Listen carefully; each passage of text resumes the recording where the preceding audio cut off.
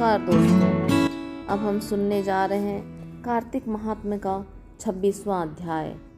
पार्षदों के वचन सुनकर धर्मदत्त ने विष्णु के पार्षदों को कहा, प्राय सभी मनुष्य भक्तों का कष्ट दूर करने वाले श्री विष्णु के यज्ञ, दान, व्रत, तीर्थ सेवन तथा तपस्याओं के द्वारा विधि पूर्वक आराधना करते हैं। उन समस्त साधनों में कौन सा ऐसा साधन है जो भगवान विष्णु की प्रसन्नता को बढ़ाने वाला तथा उनके सामीप्य की प्राप्ति कराने वाला है। दोनों पार्षद अपने पूर्व जन्म की कथा कहने लगे।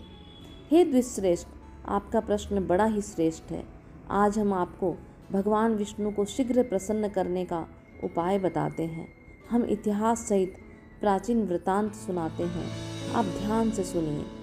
ब्राह्मण पहले कांचीपुरी में चोल नामक एक चक्रवर्ती राजा हुए हैं।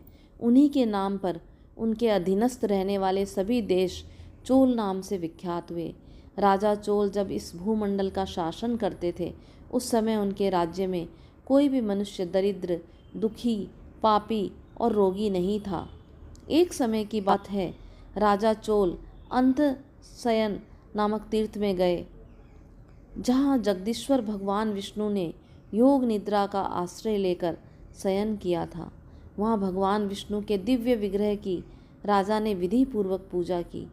दिव्य मणि, मुक्ताफल तथा सुवर्ण के बने हुए सुंदर पुष्पों से पूजन करके उन्हें साष्टांग प्रणाम किया। प्रणाम करके जो ही वे बैठे, उसी समय उनकी दृष्टि भगवान के पास आते हुए एक ब्राह्मण पर पड़ी, जो उन्हीं की कांची नगरी के निवासी थे। उनका नाम विष्णुदास था। उन्होंने भगवान की पूजा के लिए अपने हाथ में तुलसी दल और जल ले रखा था। निकट आने पर उन ब्राह्मण ने विष्णु सूक्त का पाठ करते हुए देवादिदेव भगवान को स्नान करवाया और तुलसी की मंजरी तथा पत्तों से उनकी विधिवत पूजा अर्चना की। राजा चोल ने जो पहले रत्नों से भगवान की पूजा की थी, वह सब तुलसी की पूजा से ढक गई।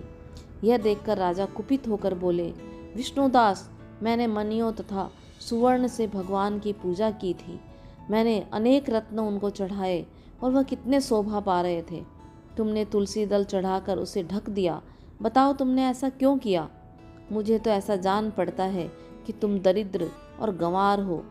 तुम्हें कीमती वस्तुओं का बिल्कुल भी ज्ञान नहीं।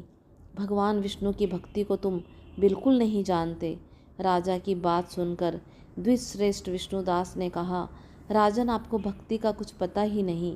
केवल राजलक्ष्मी के कारण आप इतना घमंड कर रहे हैं। बताइए तो, आज से पहले आपने कितने वैष्णव व्रतों का पालन किया है? तब नृपश्रेष्ठ चोल ने हंसते हुए कहा, तुम तो दरिद्र और निर्धन हो।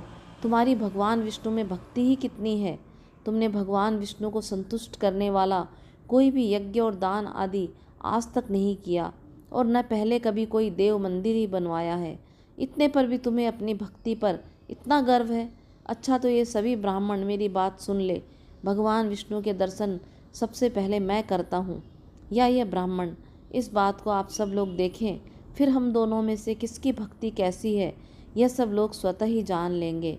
ऐसा कहकर राजा अपने राजभवन को चले गए। वहाँ उन्होंने महर्षि मुद्गल को आचार्य बनाकर वैष्णव यज्ञ प्रारंभ किया। उधर सदैव भगवान विष्णु को प्रसन्न करने वाले शास्त्रोक्त नियमों में तत्पर विष्णुदास भी व्रत का पालन करते हुए वहीं भगवान विष्णु के मंदिर में टिक गए। उन्होंने माघ और कार्तिक के उत्तम व्रत का अनुष्ठान, तुलसी वन की रक्षा, एकादशी को द्वादशाक्षर मंत्र का जाप, नृत्य, गीत आदि मंगलमय आयोजनों के साथ प्रतिदिन षोडशोपचार से भगवान विष्णु की पूजा आदि नियमों का आचरण किया। वे प्रतिदिन चलते फिरते और सोते हर समय भगवान विष्णु का स्मरण किया करते थे। उनकी दृष्टि सर्वत्र सम हो गई थी। वे सब प्राणियों के भीतर एकमात्र विष्णु भगवान को ही देखते थे।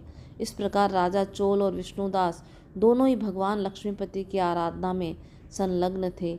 दोनों ही अपने अपने व्रत में स्थित रहते थे और दोनों की संपूर्ण इंद्रियां तथा समस्त कर्म भगवान विष्णु को समर्पित हो चुके थे। इस अवस्था में उन दोनों ने दीर्घ काल व्यतीत किया। आगे की कथा हम 27वें अध्याय में जानेंगे।